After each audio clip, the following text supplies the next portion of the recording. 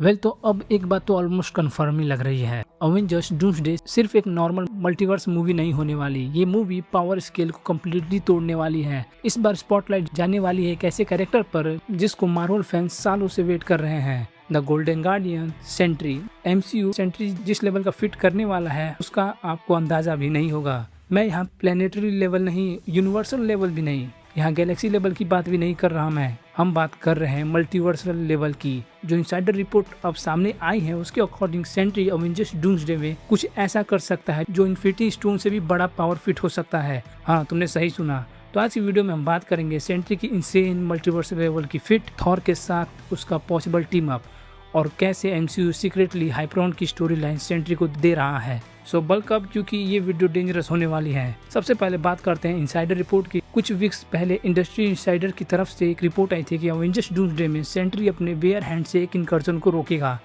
और comic reader already समझ गए होंगे कि ये कितना इंसेन स्टेटमेंट है, क्योंकि जो लोग सीक्रेट वॉर इनकर्जन्स को समझते हैं उन्हें पता होगा इनकर्जन सिर्फ दो प्लैनेट का टकराना नहीं होता। जब इनकर्जन होता है तो दो यूनिवर्स एक दूसरे से टकरा रहे होते हैं और उन दोनों यूनिवर्स के कोलिजन पॉइंट होता है अर्थ। मतलब जब दो अर्थ कोलाइड करते हैं तब सिर्फ दो प्लैनेट का फोर्स नहीं लगता, पूरे दो यूनिवर्स एक दूसरे को पुश कर रहे होते हैं। और कॉमिक्स में ऐसे इनकर्जन को टेम्परली स्टॉप करने के लिए भी इन्फिनिटी स्टोन की कंबाइंड पावर लगी थी।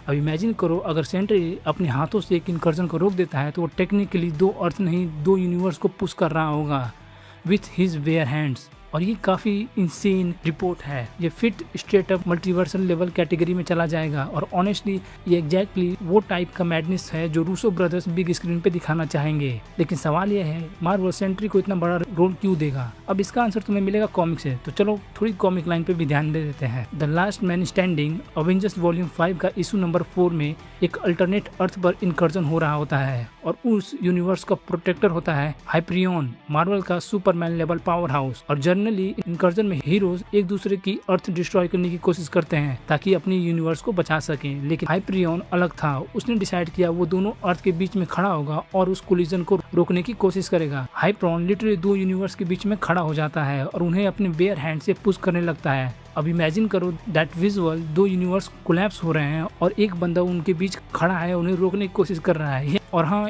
इवेंचुअली हाइपरियन इस काम में फेल हो जाता है, यूनिवर्स डिस्ट्रॉय हो जाती है। बट द फैक्ट कि उसने इतनी देर तक उन्हें होल्ड किया था। और यहीं पे एमसीयू एक स्मार्ट मूव कर सकता है, क्योंकि एमसीयू में अभी तक हाइपरियन एग्जिस्ट नहीं करता है, ना दिखाया गया। और ऑनेस्टली मार्वल को उसकी जरूरत भी नहीं थी, क्योंकि उनके पास ऑलरेडी एक और भी ज्यादा पावरफुल पावर हाउस है सेंट्री। तो बहुत पॉसिबल है कि हाइपरियन का पूरा आर्क एमसीयू में सेंट्री को दे दिया जाए। अगर तो ऐसा होता है तो भाई सेंट्री का हाइप लेवल स्काई रॉकेट हो जाएगा। लेकिन वेट, अभी तो असली मैडनेस बाकी है, क्योंकि एक चीज और सामने आई थी जो ऑलमोस्ट कंफर्म थी कि सेंट्री का टीम अप किसी एक के साथ होने वाला है। और वो कौन है?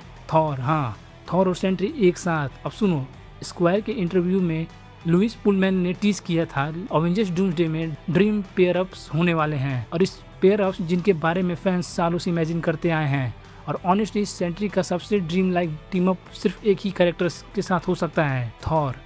और इसका कॉमिक प्रूफ भी एग्जिस्ट करता है। अवेंजर्स वॉल्यूम 5 के इशू नंबर 24 में अर्थ की तरफ रूक प्लेनेट आ रहा होता है और वो सिर्फ कोई नॉर्मल प्लेनेट नहीं था, वो अर्थ से भी बड़ा होता है। टोनी स्टार्क कैलकुलेट करता है कि वो 5 लाख माइल्स पर आवर की स्पीड से अर्थ से टकराने वाला है। और गैस करो उस प्लेनेट को कौन रोकने का काम करता है? Hyperion and Thor. Plan simple था, हाइपरियन अपनी रॉ स्ट्रेंथ से प्लेनेट को होल्ड करेगा और थॉर फाइनल डिस्ट्रक्शन स्ट्राइक मारेगा। और एग्जैक्टली वही होता है। हाइपरियन उस प्लेनेट को बेयर हैंड से रोक देता है और थॉर उसको डिस्ट्रॉय कर देता है। और ऑनेस्टली अगर एमसीयू ये सीन अडेप्ट करता है और हाइपरियन की जगह सेंट्री को डालता है तो ब्रो, एक साइड गोल्डन ग्लोइंग सेंट्री, दूसरी साइड लाइटनिंग चार्ज थॉर, और दोनों मिलके मल्टीवर्सल लेवल थ्रेट्स से फाइट कर रहे हैं। That is peak Marvel. और ये सिर्फ कूल टीम अप नहीं होगा, इमोशनली भी पावरफुल होगा, क्योंकि थॉर एक ब्रोकन गॉड है जिसने सब कुछ लूज कर दिया है और सेंट्री एक ऐसा इंसान जिसकी पूरी लाइफ ट्रॉमा और मेंटल टॉर्चर में गई है। और इमेजिन करो end game situation, doctor strange सब हीरोज को हरा चुका है, सब गिर चुके हैं और बैटलफील्ड पे लास्ट खड़ा है सिर्फ दो monsters, the God of thunder and the golden guardian. और फिर दोनों डूम की तरह चार्ज करते हैं। सिनेमा हॉल फट जाएगा। यही वो लास्ट स्टैंड मोमेंट हो सकता है जो एमसीयू को फिर से पीक पे ले आए।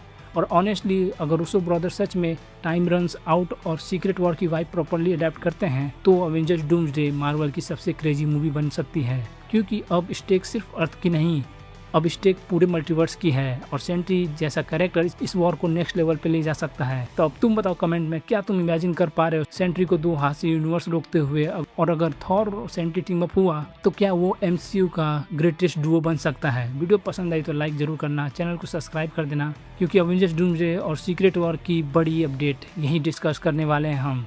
मैं मिलता हूँ अगली वीडियो के साथ, तब तक स्टे नर्डी, स्टे क्यूरियस।